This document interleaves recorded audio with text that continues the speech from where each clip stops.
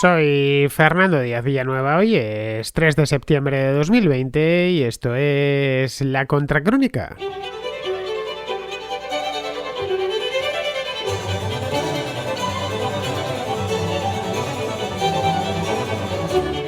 Pablo Casado se entrevistó ayer con Pedro Sánchez en el Palacio de la Moncloa. Sánchez aspiraba a convencerle para que le eche una mano con los presupuestos que el gobierno, con su habitual grandilocuencia, ha bautizado como los presupuestos de la reconstrucción. Por echar una mano hay que entender apoyarlos, es una posibilidad, y la otra abstenerse. En ambas condiciones podrían pasar los presupuestos sin demasiados problemas porque podría salir con una mayoría absoluta, que es lo que necesita Pedro Sánchez.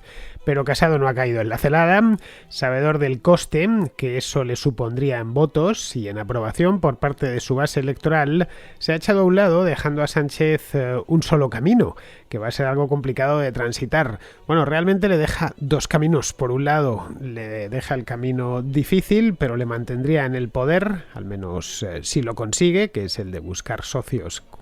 Pues tiene ya unos cuantos, pues algunos más, porque la cosa no es fácil. Y el otro, convocar elecciones, como sucedió hace ya más de año y medio, en febrero de 2019, y que nos metió en el ciclo este que traemos desde entonces: 2 elecciones en un año, gobiernos inestables, etcétera. El problema suyo, hoy por hoy, principal es la debilidad parlamentaria. Aparte de sus 120 escaños propios, necesita los 35 de Podemos, que en principio los tienen, los 10 de Ciudadanos, que también los tiene, y luego tirar de los 13 de Esquerra Republicana de Cataluña. Todo para superar los 176 escaños que le exige el trámite parlamentario. Este escenario ya se dibujaba hace meses, tras las elecciones de noviembre y el posterior acuerdo de gobierno entre Sánchez e Iglesias. Pero bueno, la pandemia ha aplazado todo, en fin, todo, absolutamente, económica y políticamente, y ha aplazado también unos cuantos meses este problema que estaba desde el principio. De ahí la insistencia en meter al Partido Popular en esto a cualquier precio. Sánchez, no obstante, podría sacar los presupuestos adelante si consigue engañar a todos. Una vez tenga los presupuestos generales del Estado aprobados, podrá sobrevivir más o menos año y medio, quizá 2 años, sin más contratiempos que una crisis económica que terminará por devorarlo.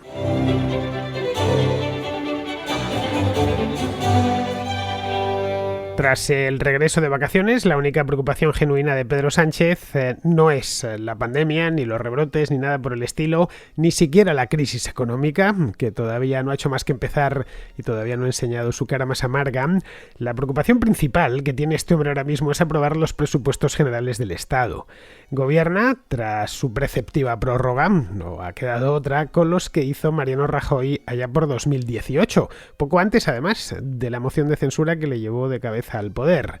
Y claro, si no tiene presupuestos propios, la política se hace con los presupuestos, es el tótem sagrado en torno al cual pues todos bailan, y no tiene presupuestos propios, tiene unos concebidos, además en otro momento muy diferente, económico desde luego, concebidos por otro partido, y de eso pues hace ya un montón de tiempo, caray, que se hicieron en 2018 y estamos en 2020 ya entrando en el último cuatrimestre del año, es decir, que de esto hace ya más de 2 años, y al paso que vamos a empalmar 3 años con los mismos presupuestos. Pero bueno, el hecho es que necesita unos presupuestos, ya los necesitaba el año pasado, a principio de 2019, no los consiguió sacar adelante porque era muy difícil.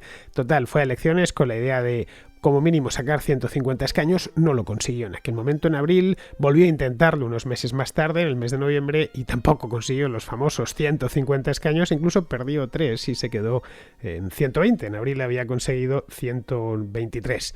¿Por qué esta obsesión por sacar los presupuestos, por tener sus propios presupuestos? Pues porque los presupuestos le dan capacidad de desplegar su programa. De eso de hacer política que decía Zapatero hace ya unos años, y sin presupuestos pues esa capacidad de hacer política, entre comillas, queda bastante mermada. Esto lo sabe desde el principio, lo sabe desde el primer minuto que asentó sus reales en el Palacio de la Moncloa. De esto hace ya más de 2 años. Pero claro, no ha tenido fuerza desde entonces, fuerza parlamentaria, quiero decir, en el Congreso de los Diputados, para cambiarlos. Si Pedro Sánchez en el mes de noviembre hubiera conseguido, no sé, con que hubiese conseguido 150 escaños le hubiera bastado. Con Podemos ya habrían puesto unos nuevos presupuestos, lo hubieran hecho seguramente en febrero o en marzo, y los tendría y podría seguir gobernando sin problemas, y al año siguiente lo mismo. Si por supuesto tuviese mayoría absoluta, como tuvo Rajoy en su primer mandato, pues también no habría problema y de esto no se discutiría. Pero es que tiene una debilidad parlamentaria que es alarmante. Durante el primer año de gobierno, por lo menos los primeros meses de gobierno, hasta casi un año, 10 meses de gobierno, no podía hacer nada ni tocar nada porque tenía incluso menos diputados que el PP. Esa es la razón por la que se fue a elecciones en el mes de abril, y en aquel entonces ya consiguió superarle, pero lo consiguió con una mayoría ridícula de solo 123 escaños, que se quedaron en 120 tras la repetición de elecciones en el mes de noviembre. Sánchez, que es un tipo tan amigo del boato presidencial y de la retórica hueca, es el primer ministro más débil desde el año 1977. Nunca nadie se había atrevido a gobernar desde entonces, con este sistema por lo menos, se había atrevido a gobernar con 120 escaños. Ya nos pareció una auténtica heroicidad, por no decir una insensatez, lo que hizo Rajoy en el año 2016, cuando se metió con el gobierno y tenía en aquel entonces 137, pues este hombre tiene 27 menos y ningún aliado fácil. Tiene un pacto de gobierno con Podemos y a partir de ahí sumarse le pone bastante complicado. Es decir, que si nadie había osado gobernar previamente con solo 120 escaños no era casualidad, con una anemia parlamentaria semejante. Esto evidentemente le obliga a articular acuerdos. El primer acuerdo, el principal, lo cerró en el mes de noviembre, poco después de las elecciones, y se sustanció en el gobierno actual con Podemos. Pero Podemos tampoco es que esté muy bien.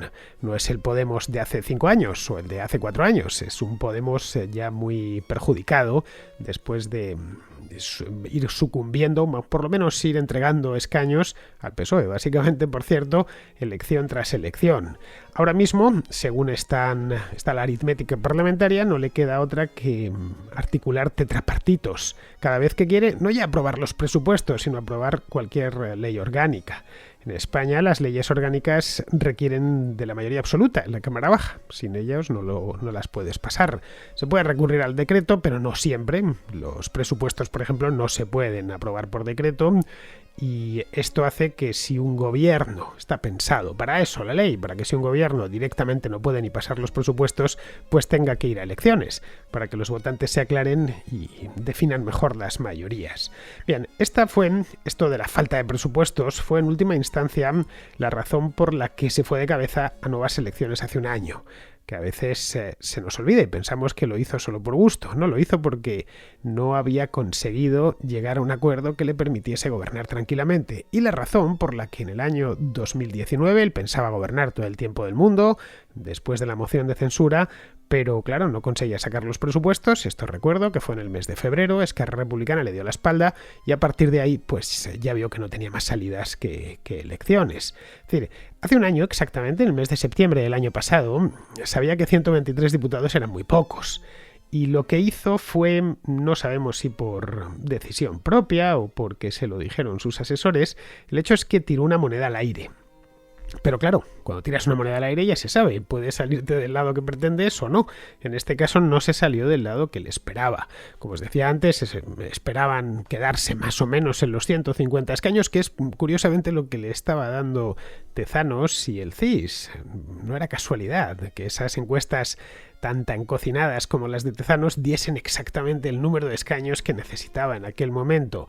No fue así, al final obtuvo 120 y la verdad, unos resultados en cuanto a votos contantes y sonantes un tanto, digamos, decepcionantes.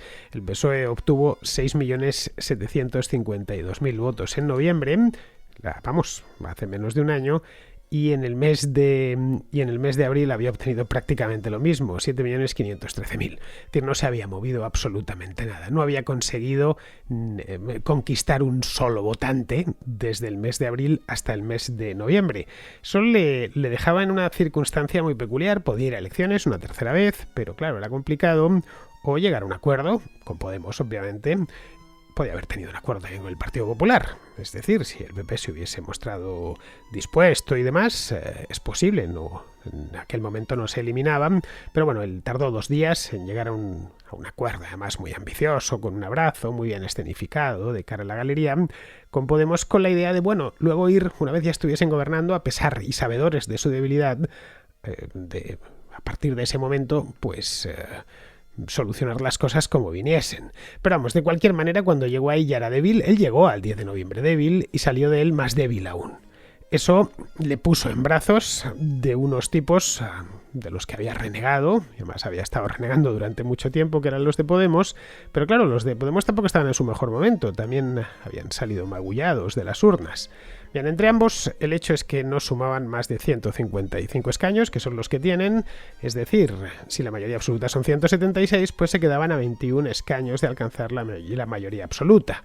Y eso les obligaba a pactar no con uno, con lo cual sería relativamente sencillo, sino con 2 o 3 partidos más, para gobernar con relativa tranquilidad y amarrarse al poder, que esa es su idea, hasta el final de la legislatura, que si empezó en el mes de noviembre de 2019, pues debería durar hasta el mes de noviembre de 2023. Bien, ese era el panorama que tenían por delante en aquel momento, en el mes de febrero estoy hablando, sí, enero, febrero, cuando empezó propiamente la legislatura. ¿Y qué sucedió entonces? Pues sucedió que llegó la pandemia de COVID, el estado de alarma y bueno, y todos estos meses en punto muerto parlamentario, y no solo parlamentario, están siendo unos meses un tanto extraños. Bien, el hecho es que la pandemia no se ha terminado, ni muchísimo menos, no sabemos cuándo va a acabar esta maldición, pero bueno, la vida tiene que continuar y también la vida política. Pero a partir de aquí tiene que sacar los presupuestos, ya no cabe una posibilidad de alargarlo con el cuento de es que tenemos todavía el COVID encima y entonces esto me obliga, entre otras cosas porque los presupuestos anteriores son muy antiguos. Le cabría la posibilidad de declarar de nuevo el estado de alarma agarrándose a cualquier cosa, pero eso ya lo ha descartado, sería muy problemático en el caso de que quisiese hacerlo, así que le resurge de nuevo, además con mucha fuerza, el problema original. Carece de mayoría y no puede gobernar con los presupuestos generales del Estado de Rajoy eternamente. Bastante ya lo ha hecho, que lleva 2 años y medio gobernando con ellos.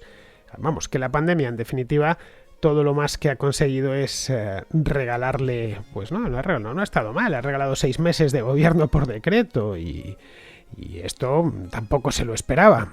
Este problema debería haberlo resuelto allá por el mes de febrero-marzo, de no haber comparecido el SARS-CoV-2 entre nosotros. Este tema ya tendría que haberse resuelto hace tiempo o no resuelto y hubiéramos terminado yendo a elecciones, pues no lo sé, quién sabe, después del verano o antes del verano. La verdad es que no tengo ni idea porque es pura historia ficción.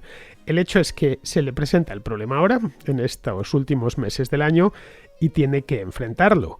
Tiene algunas ventajas que no tenía en su momento, como por ejemplo la buena disposición de Ciudadanos, que de un modo más o menos disimulado y que sin que se oiga mucho, se ha sumado al bloque gubernamental. Empezó este giro, podríamos llamarlo giro a la izquierda, en tiempos de pleno estado de alarma. Vaya por el mes de abril, mayo, es cuando, de hecho, algunos diputados, como bien sabemos, tipo Juan Carlos Girauta o Marcos de Quinto, se terminaron yendo del partido porque consideran que no es el partido en el que ellos entraron. Pero bueno, el Ciudadanos actual no es el Ciudadanos de hace un año. Si fuese el de hace un año no tendría problema alguno. En aquel entonces contaba con 57 escaños en el Congreso y era el tercer partido más votado del país. Bueno, era votadísimo, se había quedado a menos de un punto porcentual en las elecciones de abril del Partido Popular. Vamos, tengo aquí los datos que los he ido a mirar. El Partido Popular obtuvo el 16,6% de los votos en abril y el Ciudadanos el 15,8%. Les separaban un puñado de votos, unos pocos cientos de miles de votos. De haberse mantenido ese equilibrio, pues hoy Sánchez lo tendría muy sencillo.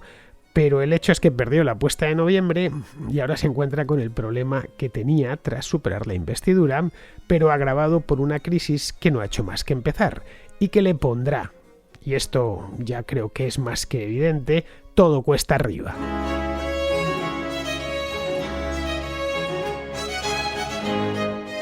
Y era precisamente esto, es decir, la situación tan apurada que atraviesa el país desde hace ya unos cuantos meses, lo que Sánchez quería emplear como palanca para que, así por puro patriotismo, Casado se subiese en el barco, le regalase los presupuestos y así puedan gobernar Sánchez y su socio por lo menos hasta el año 2022-2023.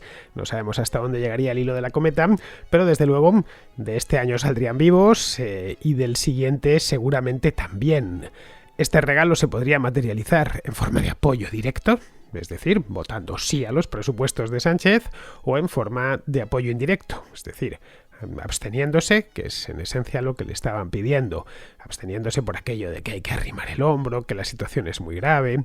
Bueno, han ido caldeando el ambiente a lo largo de los últimos días pidiendo eso mismo, que todos tenemos que estar dispuestos a apoyarle y apoyar al gobierno porque las cosas están muy mal y con peleas internas y sin espíritu patriótico pues no vamos a ninguna parte. En fin, una cosa fascinante que lo único que nos demostraba es que realmente estaba en apuros. Al Partido Socialista desde hace un tiempo eso no le va. Lo suyo es más bien la confrontación y buscar al enemigo y al malo y dividir el país entre malos y buenos. Así que sorprendía que hablase de Casado y en general del Partido Popular como de alguien que hacía falta y que había que apoyar al gobierno. Ayer, de hecho, después de la espantada de Casado, dijo que no bajo ningún concepto iba a apoyar lo suyo, pues salió la portavoz del gobierno diciendo que eso no puede ser, que cómo puede siquiera osar oponerse al gobierno, ¿cómo es posible que no arrime el hombro? Evidentemente son mensajes dirigidos a su parroquia, pero de cualquier manera nos permiten hacernos una idea de lo necesitados que estaban con esto y de a dónde les puede conducir. Y la verdad es que los lugares a los que le conducen no les apetece ir. Uno es a pactar con un montón de gente que les van a pedir muchas cosas y el otro, les apetece mucho menos, es ir directos a elecciones. Las elecciones a Pedro Sánchez no le salen muy bien.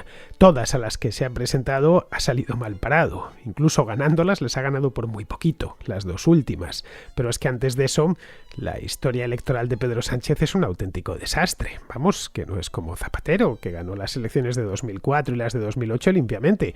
Bueno, las de 2008 por una mayoría bastante abultada. Bien, este tema que le estaban poniendo la pescadilla que le estaban poniendo a Casado delante era una trampa. Me estaba tan a la vista que hay que ser ciego o un necio rematado para caer en ella. Sánchez lleva meses ninguneando a Casado. Esto no es nuevo, esto lo ha denunciado Casado en infinidad de ocasiones, que si no le llama, que si no se acuerda de él, para nada, absolutamente, a pesar de que el país ha pasado por una situación muy complicada, y esto, si se limitase a ignorarle, pues tampoco sería muy grave. No, es que además lo ha convertido en algo así como el muñeco del pim pam pum. Es decir, lleva desde que empezó toda esta historia cargando contra su partido y contra él mismo las culpas de todo lo malo que nos ha sucedido desde el invierno, que como bien sabemos ha sido mucho. La verdad es que poco importa en este aspecto que Casado se pusiese de perfil en el mes de mayo y que desde entonces no haya emitido un mal quejido. El gobierno, que está asediado por todos los frentes, necesitaba un antagonista, especialmente en marzo, cuando esto se le echó encima por imprevisión, y el papel le tocó interpretarlo a Casado, que evidentemente pues era el segundo partido, el principal partido de la oposición. La verdad es que como antagonista es un antagonista pésimo, porque no levanta la voz y su perfil público dicen que es plano. Yo diría que más que plano es que es subterráneo. Pero claro, no tenía otro antagonista posible, así que tuvo que emprenderla contra él y contra otros del Partido Popular, especialmente contra Isabel Díaz Ayuso.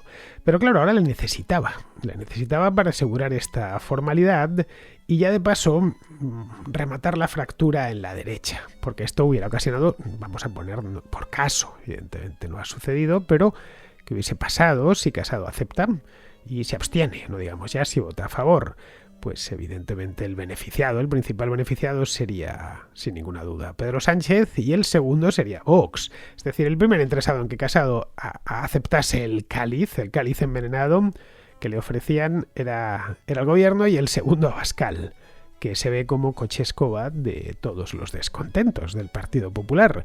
Así ha sido desde que este partido resurgió a finales del año 2018. Bien, ninguno de los dos tendrá cumplida satisfacción ni Sánchez ni Abascal, porque Casado ve la Moncloa como algo factible, no mañana, como algo alcanzable, vamos, ni pasado mañana ni dentro de un año, pero sí a medio plazo y sin necesidad de compartirla con el PSOE. No sé, podría, y esto han dicho algunos analistas, que podría haberle puesto precio a esto, un precio alto. Podría haberle dicho a Sánchez, no necesariamente ayer, pero en algún otro momento, haberle dicho que sí, que se apuntaba, que incluso apoyaba los presupuestos, pero que, y más, llegarían de sobra, pero que a cambio de una serie de condiciones. Y cuando digo llegarían de sobra, es muy de sobra. Entre el PP y el PSOE superan, vamos, con creces, la barrera de los 176 escaños. Si sumamos los dos, tienen 189. Por lo que bastaría con que ambos votasen a favor para sacarlos adelante. Pero claro, eso traería aparejado el precio. Vamos, sacar a Podemos del gobierno, eso para empezar. El Partido Popular es lo que están pidiendo, que pidieron a lo largo de la semana pasada estos analistas, que le pidiese la cabeza de Podemos, la cabeza de Pablo Iglesias en una bandeja, y ya de paso romper cualquier hilo con los nacionalistas. Claro, por ahí Sánchez no va a pasar, porque si su empeño primero es permanecer en el poder, cueste lo que cueste, el segundo es mantener a Podemos cerca. Cuanto más cerca, mejor. Ya sabéis aquello de mantén a tus amigos cerca y a tus enemigos más cerca todavía. Bueno, pegaditos a ti. Bueno, pues no quiere tenerlos muy lejos y mucho menos enfrente. Básicamente para evitar que vuelvan a capitalizar el voto de extrema izquierda y les hagan un roto como los que le hicieron allá por el año 2016. 2016 el desastre del PSOE fue sin paliativos, se quedó con 85 escaños y claro, dentro del partido el miedo lo tenían metido en el cuerpo. Al final con Podemos tendrá que arar esto, no hay otra, este campo por lo menos, pero claro, con Podemos no basta. Habrá de sentarse con otros, porque no le llega. Habrá de sentarse con quienes le auparon al poder en la moción de censura de 2018. Pablo Iglesias se lo recordaba ayer, que es la hora de reactivar esa coalición, entre comillas, para poner los nuevos presupuestos a funcionar. Claro, lo fácil es decirlo y lo difícil hacerlo. En aquel momento esa coalición tan extraña se forjó porque querían sacar a Rajoy. Bien, esto ya es una cosa distinta. Hay evidentemente de cualquier manera sobra Ciudadanos, por lo que el pacto tendrá que incluir a un batiburrillo tan numeroso de partidos que será mucho más complicado satisfacer a todos, si son muchos, y especialmente, y esto hablando de Sánchez, es importante remarcarlo, será complicadísimo engañar a todos.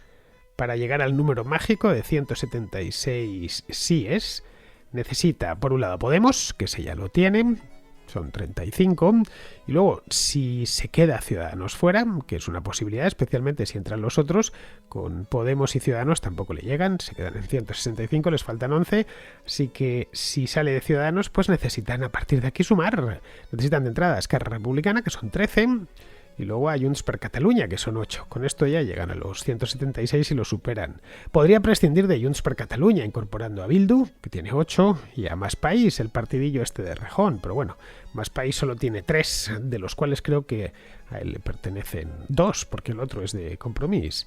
O también podría meter al PNV 6, a Teruel existe 1, BNG otro, y el Partido Regionalista de Cantabria otro. Bien. Las cuentas más o menos le pueden salir, tiene distintas posibilidades, pero solo sobre el papel. Partidillos menores, como Teruel existe, o el Partido Regionalista de Cantabria, no le pedirán mucho, obviamente, tampoco pueden, pues solo tienen un escaño, pero Esquerra Republicana o Bildu sí que lo harán. Ese es su principal problema. Tal vez consiga sacar los presupuestos adelante, no por nada, porque si no los consigue sacar adelante tiene que ir a elecciones a finales de este año o a principios del próximo, pero vamos, si lo consigue sacar adelante lo hará con la lengua afuera, seca de prometer y prometer y lista para que la realidad se la chamusque.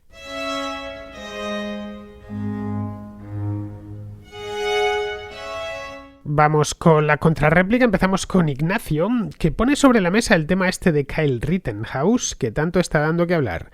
Este chico que mató a 2 personas durante las protestas estas en Kenosha. Hola Fernando, enhorabuena por el programa. Hoy te quiero felicitar sobre todo por la última contracrónica, la del turno de Biden, porque has contado de una manera muy clara, muy sencilla, todo lo que está conllevando todos estos episodios de violencia que están ocurriendo ahí en Estados Unidos y que por medios convencionales no nos están llegando, por lo menos con el contexto adecuado para contarnos exactamente qué es lo que nos está pasando.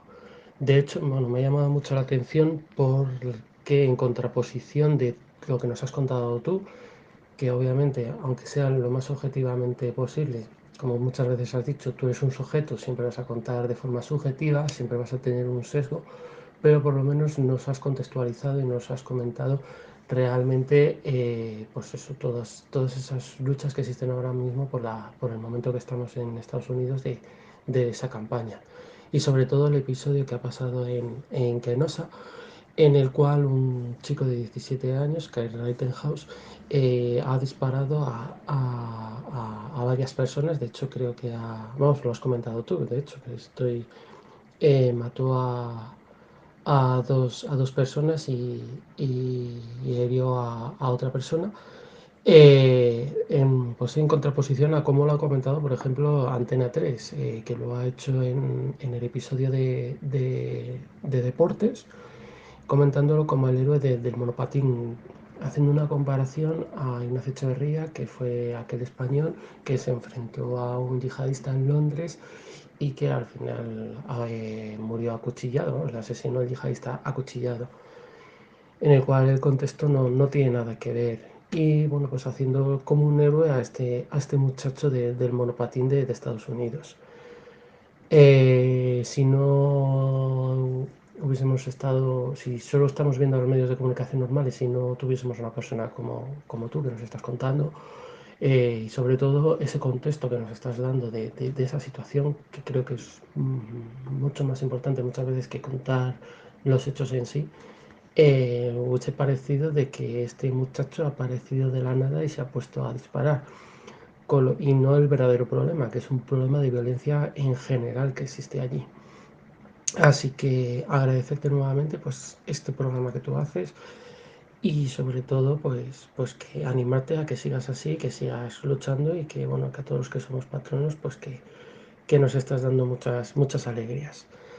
Enhorabuena, Fernando, un saludo. Pues mira, sobre el caso de Rittenhouse, aparte de ver los vídeos, que los vi, creo que como todo el mundo, porque fueron omnipresentes hace unos días, bajé incluso al detalle, porque el caso me llamó bastante la atención, ¿no? Me parecía un caso realmente extraño, casi sacado de una película, cuando me enteré sobre todo de la edad del chico y de dónde había venido. Mira, ayer le llamé justiciero porque era la palabra más cercana a lo que era ese chico. En Estados Unidos tienen una palabra en inglés que se llama vigilante, pero claro, no se puede traducir de manera literal al calcar al español, pero bueno, que se estaba comportando como un justiciero, y para eso no es una interpretación, para eso hay que ir a los hechos, así que vamos a ir a los hechos. Mira, este chico, 17 años tiene, viajó de Antioch, que está en Illinois, a Kenosha, es decir, él ni siquiera es de Kenosha, es de un pueblo que está a 32 kilómetros de distancia de Kenosha, y viajó hasta allí con un fusil AR-15 al hombro. Un fusil AR-15 no es un pistolín de feria, eso te lo aseguro, para enfrentarse a los saqueadores por su cuenta y riesgo. Es decir, no estaba defendiendo su propiedad ni nada por el estilo. Al llegar allí, según cuentan algunas fuentes, se sumó a una suerte de patrulla vecinal, armada, por supuesto, a pesar de que la policía de Kenosha les pidió que no lo hiciesen, porque eso iba, evidentemente, a complicar las cosas y los problemas. Los de esta patrulla, que se llaman Kenosha Guard, han dicho ahora que posteriormente, evidentemente, hoy niegan cualquier vínculo con él. Bueno, según ha contado su abogado, él fue para allá, sí, efectivamente, a administrar justicia, pero administrar justicia sin estar titulado para ello, porque no es ni policía ni nada que se le parezca, tampoco es guardia jurado. Es decir, al parecer, según ha contado su abogado, el dueño de un concesionario de automóviles de Kenosha le pidió que defendiese su negocio. Rittenhouse, naturalmente, no es guardia jurado, como ya he dicho, y carece de licencia para llevar un rifle de asalto. Vamos, no tiene ni siquiera la edad para llevar un arma. En Illinois, que es su estado, Esta edad son los 18 años, él tiene 17. En fin, como guardia jurado tampoco cualifica. Lo siguiente que sabemos es que aparece en un vídeo perseguido por otro tipo que le arroja una bolsa de plástico. Rittenhouse se da la vuelta y le dispara 4 tiros a corta distancia, que por supuesto le matan. Le atravesaron el hígado y un pulmón. Bien, en ese punto se detiene y habla por teléfono. Habla con una facilidad, una frialdad pasmosa. Poco después, ya aparece en otro vídeo, le empiezan a perseguir y uno intenta golpearle con un monopatín. Rittenhouse cae al suelo, evidentemente iban varios, con la intención, como es lógico, de lincharle por haber matado al otro, dispara y le mata en el acto, a este que le perseguía, de un disparo en el corazón. Aparece un tercero, al parecer armado, según he podido leer, con un revólver, y Rittenhouse le dispara, pero el balazo no es mortal, le dan un brazo. Bien, a partir de ahí ya el hombre este se incorpora y camina por la calle unos metros. Irrumpen entonces, ya en la escena, como si fuera una película, irrumpen varias unidades de policía que no le detienen, que han protestado algunos. ¿Cómo es que no le detuvieron? Evidentemente, pues porque no sabían aún qué había pasado ahí, acababan de llegar. Mientras aquello, con toda la tranquilidad del mundo y después de haber liquidado a 2 personas, se fue a su casa en Antioch y allí fue detenido el día siguiente. Es decir, que ni siquiera comunicó a la policía ni nada por el estilo. Bien, estos son los hechos. No me he inventado absolutamente nada ni he ocultado nada. Los hechos resumidos, lógicamente. Sinceramente, a ver, yo, Ignacio, no veo ninguna heroicidad de lo que hizo este chico, lo que hizo Kyle Rittenhouse.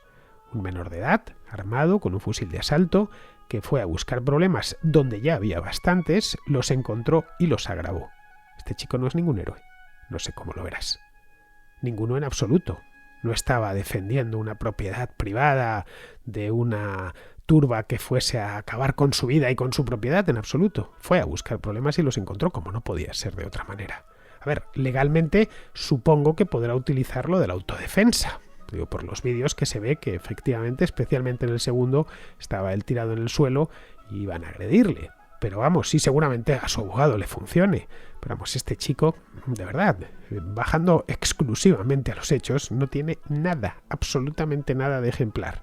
Bien, vamos ahora con Marco de Paraguay, que nos habla de las restricciones para frenar la pandemia. Te quería nada más hacer un comentario sobre tu programa de Rebelde sin Causa. Estuve escuchando hoy en la mañana el programa sobre los comentarios que hicieron algunos contraescuchas como Francisco, que decía que bueno, que vos tenías que salir de esa burbuja de opinión, ¿verdad?, en la cual te encontrabas, y estuve meditando un poco sobre esto y en cierta forma yo también estoy un poco de acuerdo con él por el hecho de que desde hace ya varios tiempos he notado que cuando usted habla sobre el coronavirus o esta enfermedad, siempre es como tendiendo más a la parte de estar a favor sobre las restricciones, usar mascarilla, el distanciamiento social. De hecho, que invitaste hasta una científica, ¿verdad?, para que hablara sobre el tema, y cosa que me parece genial. O sea, yo también estoy de acuerdo con estas medidas, pero desde este lado, yo ahorita me encuentro en Sudamérica, soy de Costa Rica, pero vivo actualmente en Paraguay y me he dado cuenta de que también hay un lado de la moneda donde hay personas como yo, por ejemplo, que podemos ver, y creo que vemos más el asunto desde un aspecto más político y el aprovechamiento que hay con respecto a las medidas que se toman y aprovechando la situación para así justamente apropiarse de las libertades de las personas, ¿no? Y no solo de personas, sino incluso de las empresas, de la parte privada. No es que sea un negacionista como muchos, ¿verdad? Yo sí creo que el virus existe, creo que es una enfermedad fatal, que hay que cuidarse, ¿verdad? Lo veo muy difícil que realmente no nos contagiemos, porque creo que sería como no querer contagiarse de una gripe o algo así, ¿verdad? Pero por otro lado, yo quiero poner 2 ejemplos rápidamente que yo en los últimos meses he estado notando unas grandes comparaciones y similitudes en su aspecto político y el aprovechamiento que hay para querer apropiarse justamente de la libertad que tenemos que tener nosotros los ciudadanos, ¿verdad? Y en especial todo lo que es la parte privada de la sociedad. del sector privado. Y es Argentina, España y Costa Rica mismo. La vez pasada estuve mirando algunos tweets de estos 3 presidentes y casi todos parece que es como una copia de lo que uno y el otro quiere hacer. De hecho, que yo creo que actualmente Argentina es el más descarado de todos, donde lo último que quieren hacer pues es apropiarse de lo que son los medios de comunicación, declarándolo como de interés público, ¿verdad? Estuve escuchando mucho sobre esto y bueno, es muy interesante. Les recomiendo a todos los contraescuchas que busquen información sobre el tema, porque todo esto, muchos especialistas dicen directamente que esto va en miras a una Venezuela, ¿verdad? Argentina, con su situación tanto económica como política, todo un sistema socialista donde lo que quieren es llevar al país a una quiebra total para que después hagan una dependencia mayor del Estado, ¿verdad? Del papá de Estado. Entonces, yo lo veo más desde ese punto de vista, donde hay mucha gente como yo y Francisco, que lo vemos desde ese punto de vista, y nosotros como que notamos que usted habla de eso, sí, no te digo que no, pero no es tu enfoque principal, ¿verdad? Y si nosotros dentro de unos años vemos lo que va a ocurrir gracias al coronavirus políticamente, vamos a ver que un porcentaje muy grande fue aprovechado para justamente ir en contra de la libertad de la gente. Entonces, simplemente mi comentario hacia eso. Yo creo que usted como que habla más desde el punto de vista bueno, de cuidarnos, de que el virus existe, de que no podemos negar que el virus existe, ¿verdad? Pero sería muy interesante que también hables desde el punto de vista meramente político y del aprovechamiento que hay de parte de muchos gobiernos para justamente implementar políticas, ¿verdad?, que van en contra de justamente la libertad de la gente, ¿verdad? Te hablo de Costa Rica porque, por ejemplo, en Costa Rica la vez pasada vi una propaganda donde el gobierno financia esas propagandas y ponen así gente, o sea, ponen fotos de personas muertas y ponen, si sales a la calle y te mueres, va a ser tu culpa. Y, por ejemplo, mi mamá es una que siempre me está diciendo que me cuide muchísimo, que por favor, que no salga a la calle, que no tenemos que salir al parque ni nada. Y es porque ellos viven con esa política de miedo que el gobierno mismo ha financiado. Y no te digo que está mal del todo, ¿verdad? Yo creo que sí tenemos que cuidarnos, sé que tenemos que cuidarnos, pero esa misma política está llevando que, por ejemplo, Costa Rica actualmente está promoviendo, el gobierno actual, por ejemplo, endeudarse con otros, no sé si son $400 millones al FMI, y todo justamente supuestamente en pro del coronavirus, ¿verdad? Cosa que todos creo que sabemos que el FMI no es un medio muy fiable, porque lo que hacen es endeudarnos con más, con más crisis financiera para las generaciones futuras, ¿verdad? Y que al final nosotros somos los que tenemos que pagar. Pero bueno, no me lío más en esto. Te doy gracias por tu programa, realmente es demasiado bueno. Solamente quería comentar esto y bueno, saludos a todos los que nos escuchan. Pues vamos a ver, Marco, el uso de la mascarilla o el observar cierto distanciamiento social o el no ir a lugares atestados de gente, yo creo que es algo, y lo he dicho varias veces, que debería salir de nosotros. Vamos, que no nos lo debería imponer el Estado, de la misma manera que no nos lo deberían imponer por ley, en una palabra.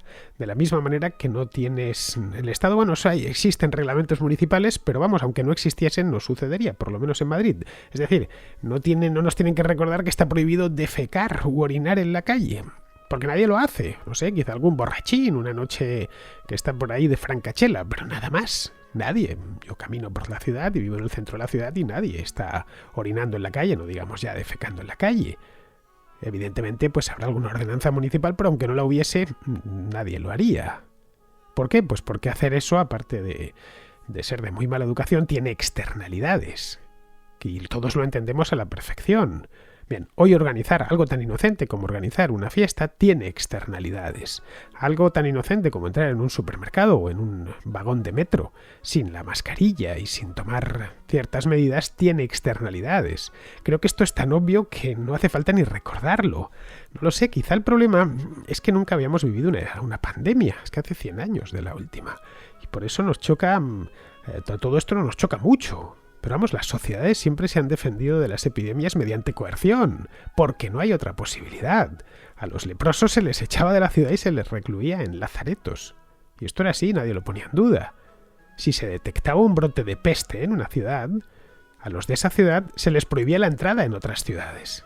Caray, de ahí que se les llamase apestados y que en español todavía sigamos llamando apestado a alguien cuando, aunque no tenga la peste, vamos, cuando es mal recibido o es persona non grata. Cuando fue la peste de Sevilla del siglo XVII, que aniquiló media ciudad, a los sevillanos se les prohibió entrar en todas las ciudades del reino. Qué poco solidarios. Bueno, es mejor ser poco solidario a que un brote como ese estallase en Córdoba o en Madrid o en cualquier otro sitio. Así que, mira, es perfectamente legítimo discutir sobre si las medidas son más o menos restrictivas, y a mí eso no me cabe la menor duda que es así, pero no si se deben tomar medidas, porque vivimos en sociedad y debemos observar unas normas de convivencia, que en principio deberían salir de nosotros mismos, pero como no siempre es así, pues hay que imponerlas mediante la coerción legal. Evidentemente, esto es temporal. A ver si me entiendes, no va a durar siempre. Yo espero que sea una cuestión de unos meses. Mientras la enfermedad siga aquí, pues hemos de tomar medidas básicas de protección, y esas medidas incluyen el uso de la mascarilla y guardar la distancia social. Si cuando esto termine las restricciones se mantienen, pues entonces sí, claro, habrá que protestar y denunciarlo, porque no tendrá sentido. Pero vamos, para que el Estado te arrebate libertad, ya que te veo tan preocupado por ella, no necesita obligarte a usar una mascarilla. En serio, de verdad. Si más saben que la mascarilla irrita, porque a todos nos irrita llevar la mascarilla. Saben que es algo que en cuanto puedan van a levantar esa prohibición, esa imposición. O la de tener que entrar, o la de prohibir, qué sé yo, las fiestas. Lo mismo. Esto hasta el tirano más espantoso, sabe que esto no está bien, que le malquista a la población contra el gobierno. Vamos, si quieren quitarte libertad, les basta con subirte los impuestos, o con, qué sé yo, sacarse de la manga alguna regulación nueva. Y ambas cosas las hacen continuamente. Así que si todas esas energías las empleasen en eso, te aseguro que yo sería el primero que estaría allí apoyándolo. Como cuando en Andalucía hace unos años hubo un movimiento muy grande contra el impuesto de sucesiones y fui el primero que lo apoyó, porque me parecía justo. Pero esto, vamos, como decía el otro día, no tiene ni pies ni cabeza. Lo de decir que el Estado te está arrebatando la libertad por obligarte a usar una mascarilla cuando estamos en mitad de una pandemia que se contagia a través de la saliva o de las gotículas de saliva. Vamos, es tan evidente y tan obvio que creo que no hace falta ni explicarlo. Pues bueno, estaremos con la mascarilla el tiempo que tengamos que estar con ella, y cuando esto se acabe, afortunadamente vivimos en el siglo XXI con grandes avances de la medicina y de la microbiología y en sí de todo lo que tiene que ver con las enfermedades y con curarlas, y sobre todo las contagiosas, pues se acabará, no sabemos cuándo, pero en ese momento no hará falta ya ponerse la mascarilla y podremos volver a nuestra vida más o menos normal. Yo seré el primero que lo agradezca. Bien, pues ya vamos a terminar. Vamos con Pizarro, que nos habla del tema de la campaña en Estados Unidos y más concretamente de Biden. Donaldo tiene infinidad de problemas, pero el candidato presidencial demócrata no es uno de ellos. De hecho, es casi el único pilar en el que apoyar su reelección. Casi el único, pero menudo pilar, constante y tenaz en ponérselo fácil a Donaldo, pase lo que pase. A su bochornoso pasado obamita añade su presente de amnésico y viejo verde y un futuro como protector del caos. El jefe de campaña de Donaldo está mano sobre mano, incapaz de mejorar la estrategia de José, y rezando para que no pare de hablar, amnésico, contradictorio y subversivo. Un saludo de Pizarro. Y con esto, queridos amigos, damos por concluida la contracrónica de hoy. Mañana tenemos contrahistoria. Mañana es viernes, una contrahistoria con Alberto Garín. Hablaremos, ya os lo dijimos, a los habituales, hablaremos de la revolución industrial. Así que, iba a decir que os espero, no, os esperamos. Hasta mañana, amigos.